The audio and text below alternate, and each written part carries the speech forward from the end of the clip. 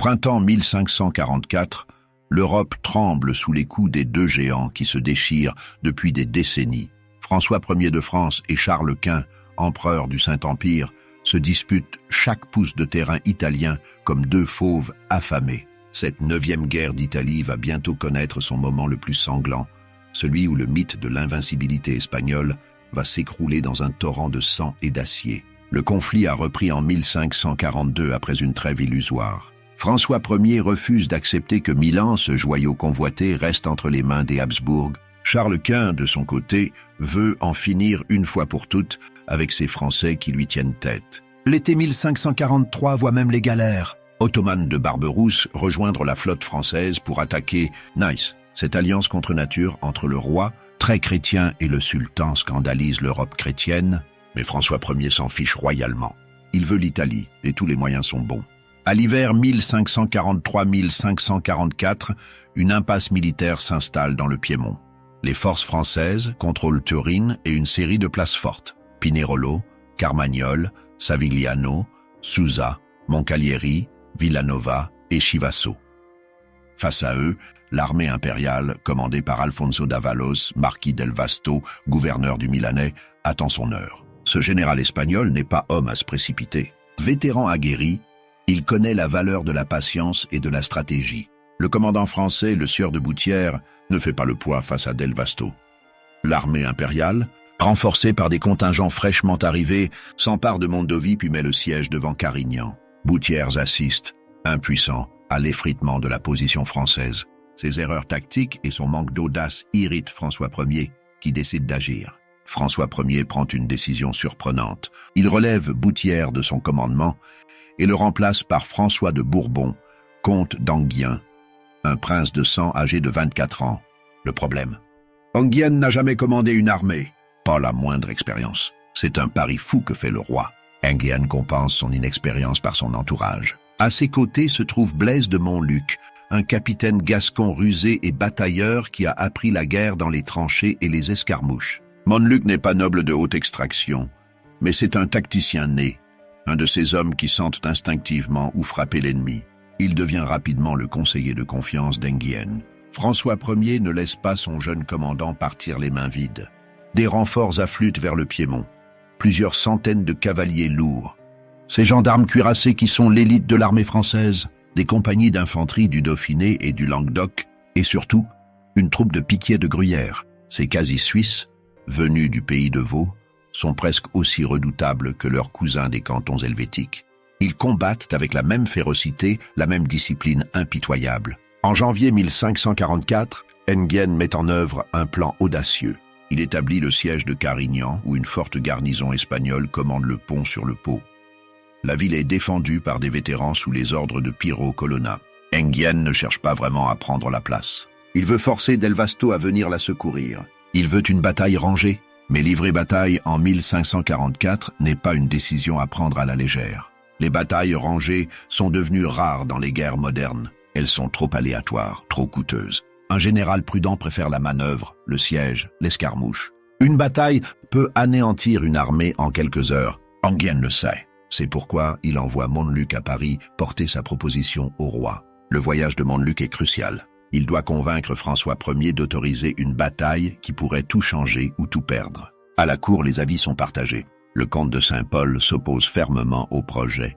Il fait valoir qu'une défaite exposerait la France à une double invasion.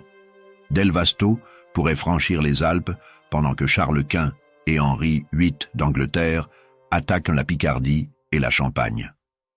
La France serait prise en tenaille, écrasée. Montluc déploie toute son éloquence. Il décrit la situation sur le terrain, les atouts de l'armée française, le moral des troupes.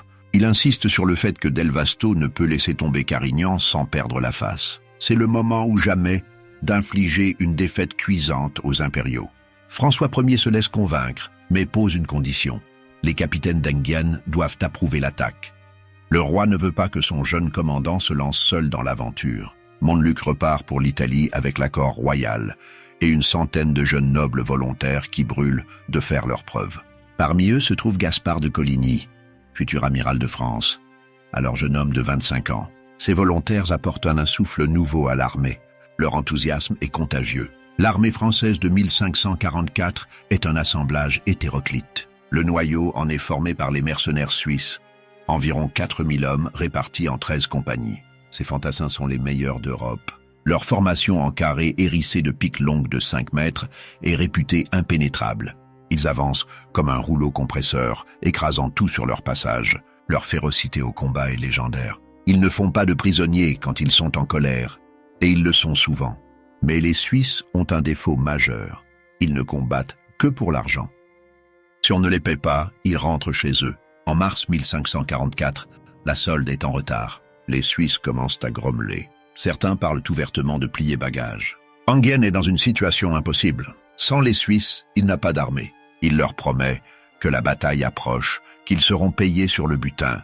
Les Suisses acceptent d'attendre encore un peu. Mais ils ne sont pas patients. À côté des Suisses, l'armée compte des fantassins français, principalement des Gascons sous le commandement de Jean de Theiss, environ 4000 hommes. Les Gascons sont des combattants nés, agressifs et débrouillards, mais moins disciplinés que les Suisses. Ils compensent par leur courage et leur initiative. Il y a aussi des piquiers de Gruyère, 2000 hommes levés par le comte Michel de Gruyère. Ces soldats sont des recrues relativement fraîches, mais bien entraînés et motivés. La cavalerie française est son fer de lance. 900 à 1250 gendarmes forment la cavalerie lourde. Ces chevaliers portent une armure complète, manient la lance avec une précision mortelle et montent des destriers puissants. Ils sont l'aristocratie militaire de la France. Une charge de gendarmes peut briser n'importe quelle formation d'infanterie si elle est menée au bon moment. À cela s'ajoutent 600 chevaux légers, cavaliers plus mobiles armés d'épées et de pistolets, parfaits pour les reconnaissances et les escarmouches. L'artillerie française compte environ 20 pièces. Ce ne sont pas les monstres de siège, mais des canons de campagne maniables qui peuvent suivre l'armée et tirer des boulets de fer à bonne distance. Dans les batailles de l'époque, l'artillerie sert surtout à démoraliser l'ennemi avant le choc des fantassins. Face aux Français se dresse une armée encore plus bigarrée. Alfonso d'Avalos commande une force d'environ 18 000 fantassins et 1 millier de cavaliers. Le centre de son dispositif est occupé par 7 000 lansquenets allemands, sous les ordres d'Eriprando Madrozo. Ces mercenaires germaniques sont les rivaux des Suisses. Ils utilisent la même tactique, le même carré de pique, la même férocité. La haine entre Suisses et lansquenets est viscérale. Quand ils se rencontrent sur un champ de bataille, il n'y a pas de quartier. Sur l'aile gauche impériale, 6 000 fantassins italiens commandés par Ferrante Sanseverino, prince de Salerne, forment une masse compacte. Ces soldats sont moins réputés que les Suisses ou les lansquenets, mais ils sont bien équipés et disciplinés. Sur l'aile droite, 5 000 combattants allemands et espagnols sous les ordres de Raymond de Cardona représentent l'élite de l'armée impériale. C'est dans ce secteur que se trouvaient les tertios. Ces unités espagnoles, créées entre 1534 et 1536, sont encore relativement nouvelles, mais ont déjà acquis une réputation formidable. Un tertio regroupe théoriquement 3000 hommes répartis en compagnies de piquiers, d'épéistes armés de rodeleros et d'arquebusiers. Contrairement aux formations suisses qui privilégient la pique, les tertios mélangent pique et arquebuse dans la même formation. Les arquebusiers protègent les piquiers en criblant l'ennemi de balles avant le choc, puis se replient derrière les piques quand la mêlée commence. Cette innovation tactique fait la force des tertios. Ils sont flexibles, capables de s'adapter à différentes situations. Les vétérans espagnols qui les composent sont des professionnels endurcis, habitués aux campagnes italiennes. Ils se considèrent comme les meilleurs fantassins du monde. Jusqu'à Céresole, personne n'a vraiment pu leur prouver le contraire. La cavalerie impériale est numériquement inférieure à celle des Français. Del Vasto dispose d'environ 800 cavaliers répartis sur les deux ailes. 300 cavaliers florentins commandés par Rodolfo Baglioni tiennent l'extrême gauche. Sur la droite, 300 cavaliers italiens sous les ordres de Philippe-Charles de Lannoy, prince de Sulmone, complètent le dispositif. Del Vasto garde près de lui 200 chevaliers sous le commandement de Carlo Gonzaga. Le 10 avril 1544, Del Vasto se met en marche depuis Asti, sa destination, Carignan. Il doit secourir la garnison assiégée avant qu'elle ne se rende. Ses éclaireurs lui rapportent que les Français ont levé le siège et se sont repliés vers Carmagnole. Del Vasto occupe le village de Céresole d'Alba, à 8 km au sud-est de la position française. Les deux armées se regardent en chiens de faïence. Enghien refuse de se précipiter. Ses officiers le pressent d'attaquer immédiatement, de surprendre Del Vasto pendant qu'il établit son camp. Le jeune commandant reste ferme. Il veut combattre sur le terrain de son choix, un terrain qui favorisera sa cavalerie. Le 13 avril, jour de Pâques, la cavalerie française tombe sur les colonnes impériales en marche vers Somariva. Del Vasto se replie prudemment sur Céresole pour passer la nuit. Le lendemain matin, 14 avril 1544, les Français se mettent en mouvement à l'aube pour occuper la position qu'ils avaient choisie la veille. Mais Del Vasto les a devancés. Quand les Français arrivent en vue des hauteurs, ils découvrent l'armée impériale déjà déployée en ordre de bataille sur les crêtes. Le marquis espagnol a gagné l'avantage du terrain. Les deux armées se font face sur deux lignes de crêtes parallèles. Entre elles s'étend une vallée peu profonde. Le terrain est accidenté, couvert de vignes et de champs. Cette topographie va jouer un rôle crucial dans la bataille. Les deux ailes de chaque armée ne peuvent pas se voir mutuellement à cause des ondulations du terrain.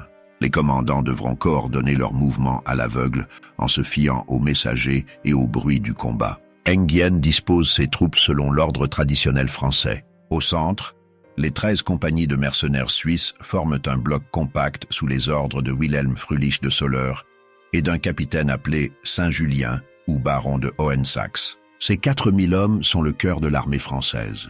Sur l'aile droite, les fantassins gascons de Jean de Taix, 4000 hommes, sont appuyés par 80 gendarmes commandés par Boutière, l'ancien commandant en chef rétrogradé au rang de chef d'aile. À l'extrême droite, 500 chevaux légers sous les capitaines de Termes, Bernardino et Moret forment l'avant-garde de cavalerie. L'aile gauche française est plus hétéroclite. Des fantassins provençaux et italiens au service de France côtoient les piquiers de Gruyère. Le tout est commandé par Dampierre. Des escadrons de cavalerie lourde complètent le dispositif. Enghien garde une réserve de gendarmes près du centre pour intervenir là où le besoin se fera sentir. Del Vasto organise son armée en miroir. Sur son aile gauche, face aux cavaliers français de Termes, 300 cavaliers florentins de Baglioni sont soutenus par les 6000 fantassins italiens de San Severino. Au centre, les 7000 lansquenets de Madruzo forment la masse de choc. À leur droite immédiate, Del Vasto positionne 200 cavaliers sous Gonzaga. Sur l'aile droite, les 5000 soldats de Cardona, mélange d'Allemands et d'Espagnols incluant les redoutables tertiaux, attendent le combat. 300 cavaliers de Lannoy tiennent l'extrême droite. Les deux généraux positionnent leur artillerie en avant de leur ligne. 20 pièces de chaque côté pointent leur gueule noire vers l'ennemi. Le spectacle est impressionnant. Près de 30 000 hommes vont bientôt s'affronter dans un espace restreint. Avant que les masses d'infanterie ne s'entrechoquent, les généraux veulent sonder les positions adverses. Del Vasto envoie des groupes d'arquebusiers en avant pour localiser les flancs français et tester leur réaction. Enghien réagit en détachant environ 800 arquebusiers sous le commandement de Montluc avec pour mission de retarder l'avancée impériale et de mener la reconnaissance. Ce qui suit est une escarmouche à grande échelle qui dure près de 4 heures. Les arquebusiers des deux camps se livrent à un jeu mortel de cache-cache dans les vignes et les bosquets. Ils tirent, se replient, se déploient à nouveau, utilisent le moindre repli de terrain pour s'abriter. Martin du Bellay, qui observe la scène depuis les lignes françaises, écrira plus tard que c'était un assez joli spectacle pour tous ceux qui étaient à couvert et sans ordre, car ils usèrent de toutes les ruses et stratagèmes de la guérilla. Pour les hommes impliqués, ce n'est pas du tout un joli spectacle. Les arquebuses de l'époque sont des armes rudimentaires mais mortelles. Le projectile de plomb peut fracasser un os ou perforer une armure à courte distance. La fumée noire qui s'élève à chaque décharge obscurcit la vue. L'odeur âcre de la poudre brûlée prend à la gorge. Les blessés hurlent, les morts s'accumulent dans les vignes. Montluc mène ses hommes avec habileté. Il comprend que son rôle n'est pas de gagner cette escarmouche, mais de gagner du temps et de renseigner Enghien sur les dispositions ennemies. Ses arquebusiers reculent lentement, infligeant des pertes aux impériaux tout en dévoilant progressivement l'étendue de leur ligne. Quand les positions des deux armées sont enfin claires, les généraux font avancer leur artillerie. Les canons entrent en action. Le fracas des détonations roule sur les collines du Piémont. Les boulets de fer sifflent dans l'air avant de rebondir sur le sol ou de s'écraser dans les rangs serrés des fantassins. Mais la canonnade est décevante. La distance est trop grande pour que les tirs soient vraiment efficaces. Les boulets font plus de bruit que de dégâts. Les hommes expérimentés savent qu'on peut les éviter en surveillant leur trajectoire et en se déplaçant au bon moment. Cette phase d'artillerie dure plusieurs heures. Les pièces tirent, reculent pour être rechargées, tirent à nouveau. Les servants suent et jurent en manipulant les lourds affûts. La poudre noircit leur visage. Mais au final, peu d'hommes tombent. L'artillerie de campagne de 1544 n'a pas encore la puissance dévastatrice qu'elle aura 2 siècles plus tard. Aux alentours de midi, Del Vasto prend une décision. L'attente ne mène nulle part. Il faut en finir. Il ordonne une avance générale sur toute la largeur du front. Les tambours battent, les trompettes sonnent. Les drapeaux se déploient, l'armée impériale se met en marche. Au sud du champ de bataille, les cavaliers français de Termes voient les cavaliers florentins de Baglioni s'avancer vers eux. Ils ne réfléchissent pas longtemps. Les Français chargent. 500 chevaux légers lancés au galop contre 300 florentins. Le choc est brutal. Les lances se brisent. Les épées entrent en jeu. Les chevaux hennissent et se cabrent. Dans cette mêlée confuse, les Français ont l'avantage du nombre. Les Florentins sont repoussés sur les lignes d'infanterie de San Severino. De Termes ne s'arrête pas là. Grisé par son succès, il lance ses cavaliers directement contre la colonne d'infanterie italienne. C'est une manœuvre audacieuse, peut-être trop audacieuse. Les fantassins italiens ne rompent pas. Leurs piques se hérissent, comme les épines d'un porc épic. Les premiers cavaliers français s'empalent sur ces lances de 5 mètres. Les chevaux s'écroulent. De Termes lui-même est blessé et fait prisonnier. La charge s'enlise, mais les Italiens de San Severino sont secoués. Leurs rangs sont en désordre, après avoir absorbé la cavalerie florentine en déroute. Les officiers hurlent le désordre pour reformer la ligne. Les soldats, stressés, cherchent leur place dans la formation. C'est à ce moment que Montluc, qui observe la scène depuis les lignes françaises, voit une opportunité. Les fantassins gascons de Jean de Taïque sont prêts à intervenir. Montluc suggère de ne pas frapper les Italiens déjà ébranlés, mais plutôt les lansquenets de Madruzzo au centre. Si on peut briser le centre allemand, toute l'armée impériale s'effondrera. Taïque s'approuve. La colonne gasconne oblique vers la gauche. Au centre du champ de bataille se prépare le moment que tout le monde attend et redoute. Les 13 compagnies de mercenaires suisses au service de France font face aux 7000 lansquenets de Madruzzo. Ces 2 formations sont les meilleures infanteries d'Europe. Elles se haïssent depuis des générations. Quand elles se rencontrent, il n'y a qu'une issue, l'anéantissement de l'une ou de l'autre. Enghien a ordonné aux Suisses de rester couchés derrière la crête jusqu'au dernier moment pour ne pas révéler leur position. Quand les lansquenets arrivent à portée, les Suisses se lèvent d'un seul mouvement. 4000 hommes surgissent comme s'ils sortaient de terre. Le moral des lansquenets vacille une seconde. Ils ne s'attendaient pas à une telle concentration de troupes. Les 2 formations adoptent une tactique innovante pour l'époque. Normalement, les arquebusiers tirent depuis les flancs des colonnes de piquiers. Mais à Céresole, Français et impériaux ont intercalé des rangs d'arquebusiers entre les rangs de piquiers. Montluc prétendra plus tard que c'était son idée. Le premier rang de piquiers est suivi immédiatement d'un rang d'arquebusiers qui ont ordre de ne tirer qu'au moment du contact. L'idée est de tuer les officiers et les premiers rangs ennemis juste avant le choc des piques. Les 2 colonnes se rapprochent. À 20 mètres, les arquebusiers tirent. Une salve de plomb déchire les 2 premiers rangs. Des hommes s'écroulent, le visage arraché, la poitrine perforée. Mais les formations ne s'arrêtent pas. Elles continuent d'avancer sur les corps de leurs camarades. Puis les piques entrent en contact. C'est un bruit indescriptible, un fracas métallique mêlé de cris et de hurlements. Les premiers rangs s'empalent mutuellement. Les piques de 5 mètres transpercent les torses, les gorges, les visages. Le sang gicle, les hommes tombent, écrasés par ceux qui les suivent. Les formations se compressent l'une contre l'autre, comme 2 murs qui s'effondrent lentement. Les rangs arrière des 2 colonnes ne peuvent rien faire d'autre que pousser. Ils ne voient pas ce qui se passe devant. Ils entendent les cris, sentent le sang couler sous leurs pieds. L'odeur de mort est suffocante. Les hommes suffoquent dans cette masse compacte. Certains meurent étouffés, écrasés par le poids des corps.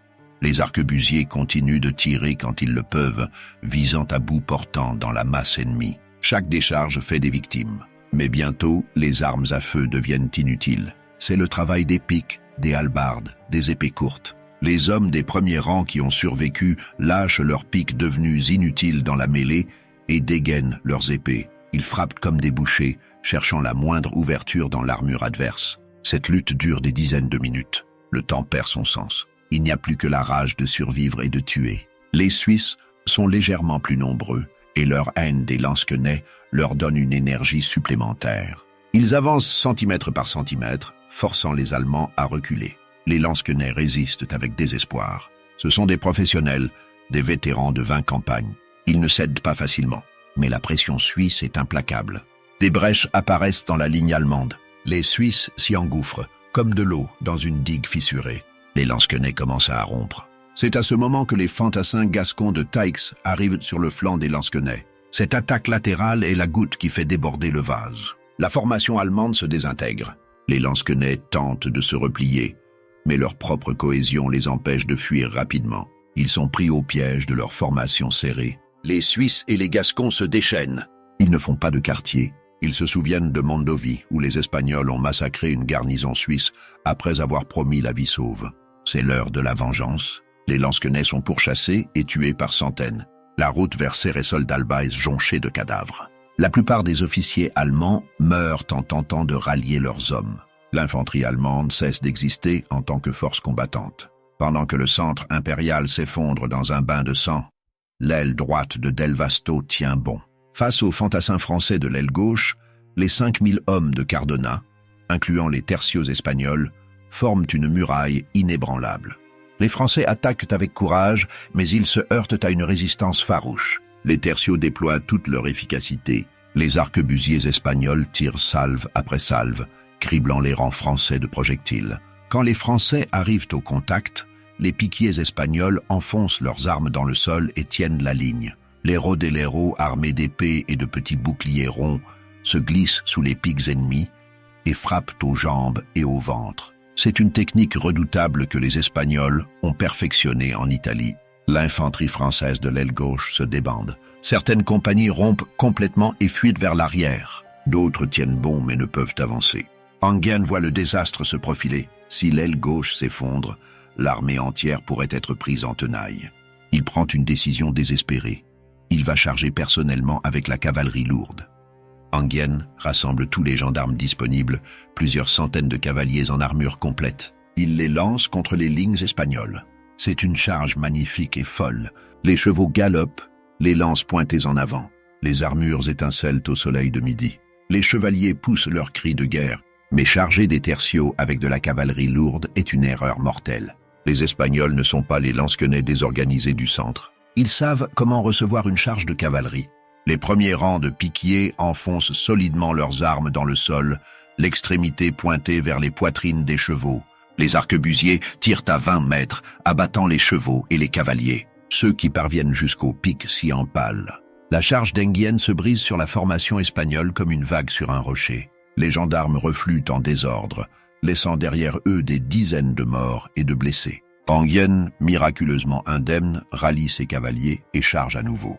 Même résultat, les Espagnols tiennent. Le jeune prince charge une troisième fois, une quatrième fois. Chaque charge coûte des vies précieuses et n'avance à rien. Les tercios auraient pu tenir toute la journée. Mais Del Vasto apprend que le centre a été enfoncé. Les lansquenets n'existent plus. Les Suisses victorieux peuvent maintenant se tourner contre son aile droite et l'envelopper. C'est la manœuvre que tout général redoute. Del Vasto donne l'ordre de retraite. Les Espagnols et les Allemands de Cardona se replient en bon ordre.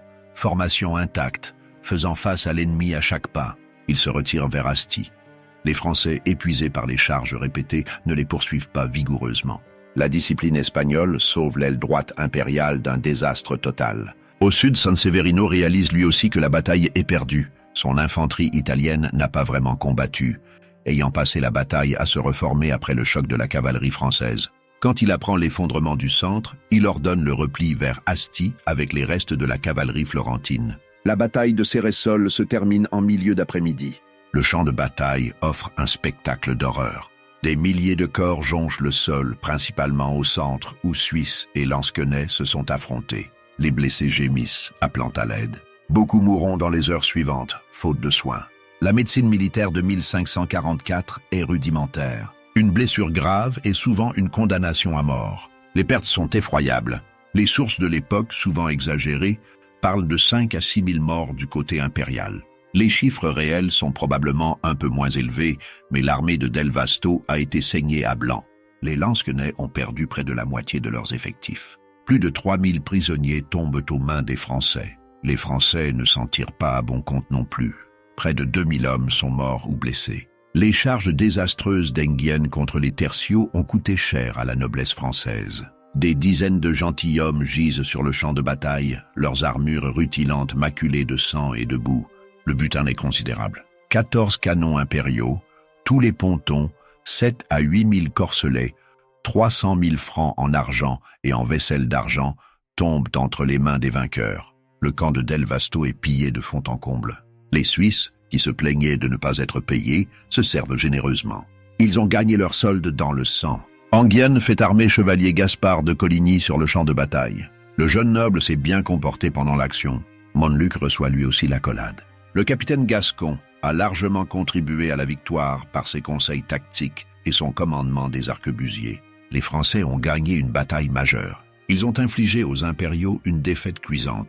Pour la première fois, les redoutables tertiaux espagnols ont été battus, même s'ils ont finalement réussi à se replier en bon ordre. Le mythe de l'invincibilité espagnole a pris un coup.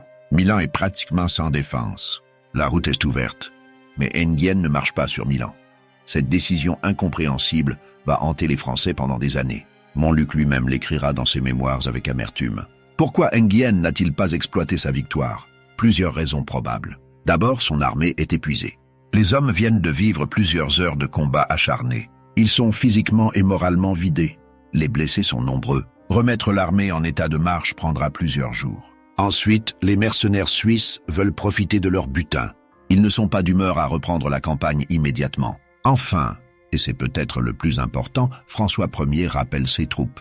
Le roi de France fait face à une crise majeure sur son territoire. Charles Quint et Henri VIII d'Angleterre ont lancé leur offensive tant redoutée. Les armées impériales envahissent la Picardie et la Champagne. L'Angleterre attaque depuis Calais.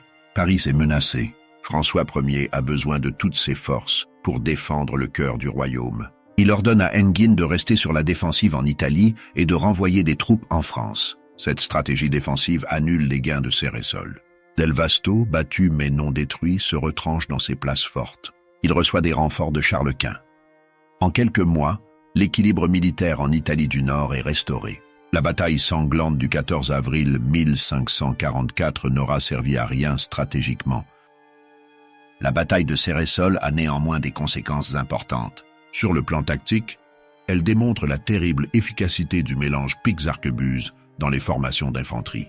Le carnage au centre, où arquebusiers et piquiers intercalés se sont affrontés au corps à corps, choque les observateurs. Cette tactique, jugée trop coûteuse, ne sera pas répétée. Dans les batailles suivantes, les arquebusiers reviendront au flanc des formations de piquiers ou seront utilisés en escarmouche. La bataille confirme aussi que la cavalerie lourde, même l'excellente gendarmerie française, ne peut briser une bonne infanterie disciplinée. Les charges répétées d'Enghien contre les tertiaux se sont soldées par des échecs sanglants. Ce constat n'est pas nouveau, mais Céresole le souligne une fois de plus. L'infanterie est reine sur les champs de bataille du milieu du XVIe siècle. Pour les tertiaux espagnols, Céresole est un avertissement. Ils ont tenu bon contre l'aile gauche française et se sont repliés en ordre, mais leur réputation d'invincibilité a été écornée. Ils n'ont pas pu empêcher la défaite de l'armée impériale. Il faudra attendre Rocroi en 1643 pour que les tertiaux connaissent leur véritable désastre. Mais Céresole a planté la première graine du doute. Pour la France, la victoire est amère. Elle aurait pu changer le cours de la guerre en Italie, mais elle n'a été qu'un feu de paille. Quelques mois après Céresole, François Ier signe la paix de Crépy-en-Laonnois le 18 septembre 1544. Les termes de ce traité sont relativement favorables à la France, mais le roi doit renoncer à ses ambitions sur Milan. L'Italie reste aux mains des Habsbourg. La bataille facilite néanmoins les négociations de paix. Charles Quint sait que son armée d'Italie a été durement touchée. Il accepte des compromis qu'il aurait peut-être refusés sans cette défaite. Le traité de Cagnes, signé en novembre 1544, règle les différends concernant Nice. François Ier renonce définitivement au comté de Nice. Le Var redevient la frontière entre la France et la Savoie. Pour les hommes qui ont combattu à Céresole, la bataille reste gravée dans leur mémoire. Ceux qui ont survécu au carnage du centre portent des cicatrices physiques et mentales. Beaucoup de jeunes nobles français font leurs premières armes ce jour-là. Gaspard de Coligny deviendra l'un des grands amiraux de France et une figure majeure des guerres de religion. Blaise de Montluc poursuivra sa carrière militaire et sera nommé maréchal de France en 1574. Ses mémoires, les commentaires, restent l'un des témoignages les plus précieux sur l'art de la guerre au XVIe siècle. En 1884, une rue du nouveau quartier François Ier, dans le 8e arrondissement de Paris, est baptisée rue de Cérizole. C'est un hommage tardif à cette bataille oubliée. Le canon de Lacan, pris aux Espagnols par les armées royales, est donné à la ville royale de Saint-Paul-de-Vence, où il est placé dans la muraille près de la porte de Vence. La légende raconte que les Vençois avaient tenté de voler le canon et reçurent une bordée de noyaux de cerises tirés par le célèbre engin. Céresole reste dans l'histoire militaire comme l'un des affrontements les plus sanglants du XVIe siècle. Le taux de perte, particulièrement au centre où Suisse et Lansquenet se sont exterminés mutuellement, est exceptionnel même pour l'époque. Les historiens militaires étudient encore cette bataille pour comprendre l'évolution de la guerre à la Renaissance. La bataille marque un tournant dans l'histoire des tercios. Avant Céresole, ces formations espagnoles semblaient invincibles. Après Céresole, on sait qu'elles peuvent être battues. Certes, les tercios de Cardona se sont bien comportés et ont tenu leur position, mais l'armée impériale dans son ensemble a été vaincue. Les généraux français ont appris qu'avec les bonnes tactiques et de bons soldats, on peut affronter les Espagnols. Pour les mercenaires suisses, Céresole est un sommet de gloire et d'horreur. Ils ont prouvé une fois de plus qu'ils sont les meilleurs fantassins d'Europe. Mais le prix payé est effroyable. Les 4 heures de combat contre les Lansquenets ont décimé leurs rangs. Beaucoup de vétérans qui avaient survécu à 20 batailles trouvent la mort dans les vignes piémontaises. La bataille influence aussi la diplomatie européenne. Charles Quint réalise qu'il ne peut pas écraser complètement la France. François Ier comprend qu'il ne prendra jamais Milan par la force des armes. Les deux géants épuisés cherchent un compromis. La paix de Crépy n'est pas parfaite, mais elle met fin à des années de guerre destructrices. Aujourd'hui, les champs de Céresole d'Alba sont paisibles. Des vignes couvrent les pentes où des milliers d'hommes sont morts en 1544. Le village a conservé quelques traces de son passé militaire. Un monument commémore la bataille. Des panneaux touristiques racontent l'histoire de ce jour sanglant d'avril. La bataille de Céresole mérite d'être mieux connue. Elle représente un moment charnière dans l'histoire militaire européenne. C'est l'une des dernières grandes batailles rangées des guerres d'Italie. Après Céresole, les conflits deviennent plus complexes, plus longs, moins décisifs. La guerre de siège et de manœuvre remplace progressivement la confrontation directe. Pour les soldats de 1544, français comme impériaux, Céresole était l'enfer sur terre. Des hommes ordinaires, paysans, artisans, petits nobles se sont battus avec une férocité inimaginable pour des causes qui les dépassaient. Ils ne savaient pas qu'ils participaient à un tournant de l'histoire militaire. Ils voulaient juste survivre et, s'ils le pouvaient, piller assez pour nourrir leur famille. La bataille a démontré que même les meilleurs soldats du monde, les tercios espagnols réputés invincibles, pouvaient être vaincus par une combinaison de courage, de tactique et de chance. Les Français ont prouvé ce jour-là qu'ils étaient capables de battre les troupes de Charles Quint dans une bataille rangée. Cette victoire, même si elle n'a pas été exploitée, a redonné confiance aux armées françaises pour les décennies à venir. Le 14 avril 1544 reste une date importante dans l'histoire de France. Ce jour-là, dans les collines du Piémont, des hommes ont versé leur sang pour leur roi et pour la gloire. Ils ont écrit une page sanglante mais mémorable de l'histoire militaire européenne. Céresole mérite d'être rappelé, non pour glorifier la guerre, mais pour se souvenir du sacrifice de ces milliers d'hommes pris dans les engrenages des ambitions dynastiques de leur temps.